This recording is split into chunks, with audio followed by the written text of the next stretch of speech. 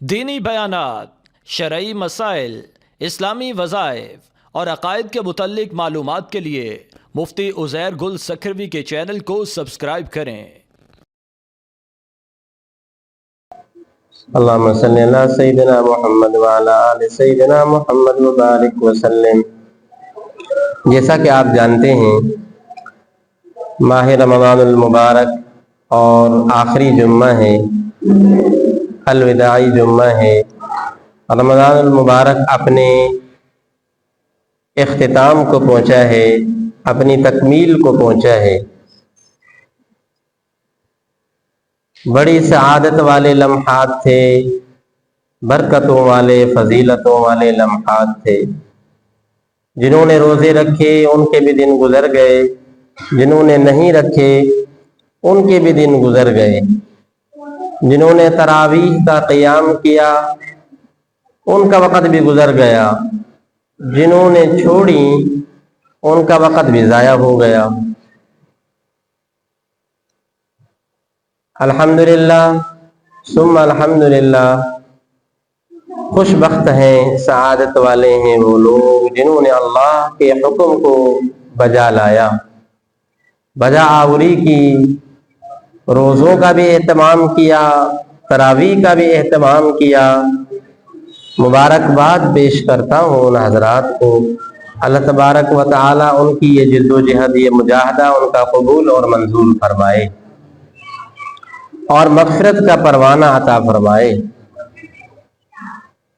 حدیث پاک سے معلوم ہوتا ہے، حضرت عائشہ صدیقہ طیبہ طاہرہ عفیفہ حمیرہ رضی اللہ تعالی عنہا روایت بیان کرتی ہیں کہ آپ کریم صلی اللہ علیہ وسلم آخری جمعے میں رمضان المبارک کے جو آخری عشرہ ہے اس میں اور زیادہ اہتمام کرتے تھے، اعمال پر، معمولات پر زیادہ زور دیتے تھے بنسبت دوسرے ایام کے۔ اور شب بیداری کا معمول تو پورے سال میں تھا، لیکن رمضان المبارک میں زیادہ اور آخری عشرے میں کمر کو کس لیتے تھے کہ بھئی آخری عشرے میں اور زیادہ جو ہے محنت کرنی ہے اور مجاہدہ کرنا ہے، معمولات کو بڑھانا ہے۔ یہاں تک کہ اپنے ازواج مطہرات کو بھی جگاتے تھے، ان سے بھی کہتے تھے کہ بھی تم بھی اعمال کرو جس میں تلاوت کی جا سکتی ہے اور نفلیں پڑھی جا سکتی ہیں، ذکر و اذکار کیا جا سکتا ہے، تسبیحات پڑھی جا سکتی ہیں۔ بڑی کام کی چیزیں ہیں یہی، اور مرنے کے بعد کام آنے والی اللہ جانتا ہے یہی چیزیں ہیں۔ تلاوت قرآن بہت بڑا عمل ہے، اور اسی طرح نفل کا اہتمام بڑا پیارا اور اللہ تبارک و تعالیٰ کا پسندیدہ عمل ہے۔ جس کو اللہ کا زیادہ قرب حاصل کرنا ہو، جس کو اللہ کا زیادہ قرب حاصل کرنا ہو، وہ اپنی زندگی میں تلاوت کا معمول رکھے اور نفلوں کا معمول رکھے، اور اسی کے ساتھ ساتھ ذکر اللہ بھی اس کی زبان پر جاری ہو، استغفار بھی اس کی زبان پہ جاری ہو۔ حضرت ابراہیم علیہ السلام کے ساتھ بڑی کام کی بات بتانے لگا ہوں۔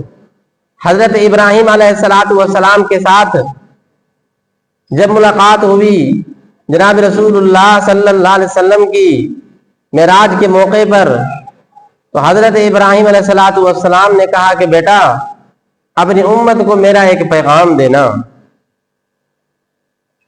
اور بتایا کہ وہ پیغام یہ ہے کہ اپنی امت سے کہنا کہ یہاں بڑی پیاری زمین ہے، بڑی پیاری زمین ہے۔ ہمارے سندھی میں کہتے ہیں نا، زمین ہماری کو ہر رونی متھا، ہر شے تیار پیا ہے، صرف ان میں بج چھٹڑو آئے، صرف بیج ڈالنا ہے اس کے اندر، زمین بنی بنائی تیار ہے، صرف کوئی بندہ آئے اور بیج ڈالے۔ ایسی زمین اللہ تبارک و تعالیٰ نے بنائی ہوئی ہے، یہ جنت کی زمین ہے، بڑی پیاری زمین ہے۔ اور فرمایا کہ بیج آپ ان کو بتا دینا، میں بتاتا ہوں آپ کو کہ اس زمین پر کیا بیج ڈالنا ہے۔ اور فرمایا کہ وہ بیج ہے تیسرا کلمہ، سبحان اللہ، پڑھو بھائی، والحمد للہ ولا الہ الا اللہ واللہ اکبر۔ یہ تیسرا کلمہ آپ اس کا ورد رکھیں، صبح شام کم از کم ایک تسبیح پڑھ لیں، آپ کی زمین بنتی جائے گی، بیج آپ ڈالتے جائیں گے، اللہ تبارک و تعالیٰ اس کو تیار کرتے رہیں گے۔ تو بھائی اعمال سے زندگی بنتی ہے، حقیقی زندگی اعمال سے بنتی ہے۔ فضولیات میں، خرافات میں، بدعات میں اور کاروبار میں سارا وقت خرچ ہو جاتا ہے۔ تو کچھ معمولات کے لیے بھی تو زندگی میں اپنا وقت الگ کرنا چاہیے، خصوصی طور پر اس مہینے میں، کہ ہر ایک دن، ہر ایک رات، ہر ایک گھنٹہ، ہر ایک منٹ، ہر ایک لمحہ جو باقیمت ہے، جو عمدہ سے عمدہ ہے، اعلیٰ سے اعلیٰ ہے، اور پھر ان سب سے بڑھ کر کے آخری عشرہ، پھر آخری عشرے میں آج جمعے کا دن بڑی فضیلت رکھتا ہے۔ جمعہ تو ویسے ہی دنوں کا سردار ہے، تمام جمعوں کا، تمام مہینے کے اندر دنوں کا سردار ہے، لیکن پھر رمضان کا جو جمعہ ہے وہ باقی جمعوں کا سردار ہے، پھر جو آخری جمعہ ہے یہ رمضان کے مہینوں کا بھی سردار ہے۔ یہ آپ کا وہ آخری جمعہ ہے جو الوداعی جمعہ ہے۔ دکھ بھی ہو رہا ہے اور خوشی بھی ہو رہی ہے۔ دکھ اس بات کا کہ بڑی فضیلتوں والا مہینہ ہم سے الوداع کر کے، سلام کر کے، رخصت کر کے جا رہا ہے۔ یہ فضیلتیں جانے والی ہیں۔ جو ایک نفل پڑھتے تھے تو ایک فرض کا ثواب ملتا تھا، ایک فرض پڑھتے تھے تو 70 کا ثواب ملتا تھا، اور 700 تک لکھا ہے، اور آگے فرمایا کہ جتنا اخلاص زیادہ ہوگا اتنا اس کو ثواب زیادہ ملتا رہے گا۔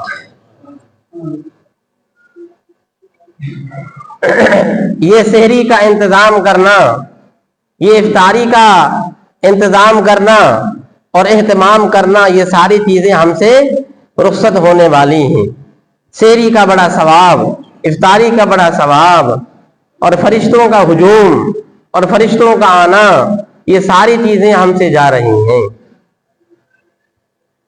اور ایک چیز اس میں بڑی کام کی، جو وہ ہے رات لیلۃ القدر کی، شب قدر، جو بڑی برکتوں والی ہے، بڑے اعزاز والی ہے رات، جو بڑے ثواب والی رات ہے، جس میں حضرت روح الامین جبریل علیہ السلام 70,000 فرشتوں کے ساتھ بیت اللہ کے پاس آتے ہیں، اور ہر ایک قسم کا، ہر ایک رنگ کا جھنڈا گاڑ کر کے پورے روئے زمین کے اندر فرشتوں کے ساتھ پھیل جاتے ہیں۔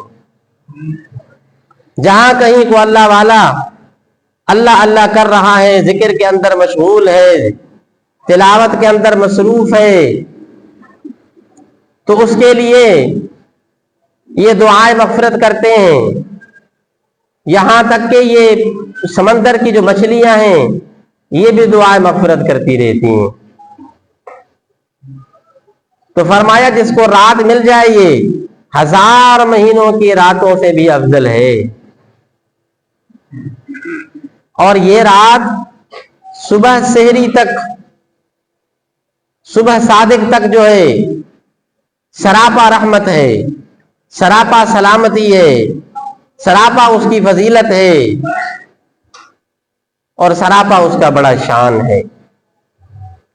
زیادہ نہیں ہو سکتا تو کم از کم اتنا تو ضرور کرنا چاہیے کہ تراویح کی نماز با جماعت، اور فرض نماز با جماعت، اور صبح کی نماز بھی جو ہے وہ با جماعت پڑھنی چاہیے۔ تو اللہ کی ذات اقدس سے قوی امید کی جا سکتی ہے کہ وافر حصہ لے کر کے آپ گھر آ جائیں۔ اچھا جی، اس میں ایک چیز ہے اعتکاف۔ یہ بھی اس مہینے کی اہم عبادتوں میں سے ایک اہم عبادت یہ بھی ہے کہ اعتکاف میں بیٹھنا ایسا سمجھے کہ فرشتوں کے ساتھ آپ کی مشابہت ہو رہی ہے۔ لیکن اس مشابہت کو ضائع مت کریں، اس وقت کو بیٹھنے والے ضائع مت کریں، فضولیات میں، بیکار بحث مباحثے میں، بیکار سوالوں میں اپنے وقت کو ضائع نہیں کرنا چاہیے۔ آپ خاموش ہو جا کے سو جائیں تو آپ کا یہ بھی عبادت کے اندر گنا جائے گا۔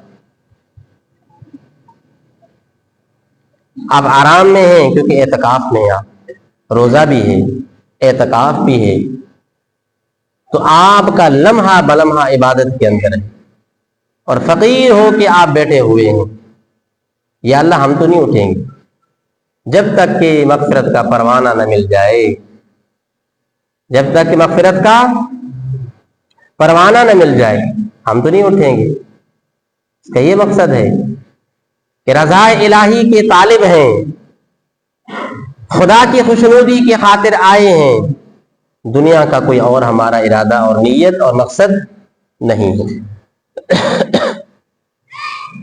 یہ ہمارا مقصد ہے۔ آپ کریم صلی اللہ علیہ وسلم نے غالباً گزشتہ جمعہ میں نے یہ بات بھی کہی تھی کہ ہجرت کے بعد آپ نے کوئی بھی ایک سال نہیں چھوڑا کہ آپ اعتکاف پر نہیں بیٹھے، ہر سال اعتکاف میں آپ بیٹھے۔ صرف فتح مکہ کے موقع پر سن 8 ہجری میں آپ نہ بیٹھ سکے اور جہاد کے ارادے سے باہر نکلے، مکہ کو فتح کرنے کے ارادے سے مدینہ سے آپ آئے، اور وہ سال آپ نہ بیٹھ سکے، تو آئندہ سال آپ نے اس کی قضا کی، بجائے 10 دن کے آپ 20 روز اعتکاف آپ نے کیا۔ ایسی پیاری عبادت ہے اعتکاف، معمولی نہیں ہے۔ اپنے ویلیوں کو ضائع مت کریں، آپ اشرف المخلوقات ہیں اور آپ کی عبادات بھی بڑی اہم ہیں، اپنی عبادات کو بھی ضائع مت کریں، اپنی ویلیوں کو بھی ضائع مت کریں۔ وہ کیسے ضائع ہوں گی کہ جب آپ فضولیات میں لگ جائیں گے، جب آپ بحث مباحثے میں لگ جائیں گے، جب آپ اپنے اعتکاف کو دنیوی غرض کے خاطر بیٹھیں گے، یا آپ اگر اس کے اندر بیکار باتیں اس قسم کے لغویات میں لگ جائیں گے، تو پھر کہاں وہ ثواب ملے گا؟ اتنا بڑا ثواب ہے، اتنی بڑی عبادت ہے۔ اچھا جی، اس میں ایک بات یہ بھی کرنی ہے کہ اس کا پہلا جو عشرہ ہے وہ رحمت کا ہے۔ کس کا ہے؟ رحمت کا عشرہ ہے، اور دوسرا عشرہ مغفرت کا ہے، اور تیسرا جو ہے براءۃ من النار۔ بڑے فیصلے ہوں گے، جہنم سے آزادی، حوروں کے ساتھ نکاح کرانے گے، اور اسی کے ساتھ ساتھ ایک بات صدقۃ الفطر کی بھی ہے کہ صدقۃ الفطر یہ روزوں کے اندر جو کمی کوتاہی رہ جاتی ہے اس کی تلافی کے لیے ہوتا ہے، اور غربا کی، مساکین کی مدد کرنے کے لیے ہوتا ہے۔ آج کل کے اعتبار سے 270 روپے ایک شخص کا فطرانہ ہے، کوشش کریں کہ ابھی سے دے دیں، وگرنہ عید سے پہلے دے دیں، نہیں تو عید کے بعد ہی دے دیں، مگر دیں ضرور، اس کو چھوڑیں مت، تاکہ غربا کا مسئلہ بھی حل ہو جائے، اور آپ کے ہمارے روزوں کی جو کمی کوتاہی ہے وہ بھی اس سے دور ہو جائے گی، اس کی تلافی بھی ہو جائے گی۔ اللہ سے دعا عمل کرنے کی، سمجھنے کی توفیق نصیب فرمائے۔ ہمارا کل انشاءاللہ پروگرام ہے ختم القرآن کا، اپنی جامع مکی مسجد میں تمام جماعت کو شرکت کی دعوت بھی دیتا ہوں اور چندے کی اپیل بھی کرتا ہوں۔ اللہ سے دعا عمل کرنے کی، سمجھنے کی توفیق نصیب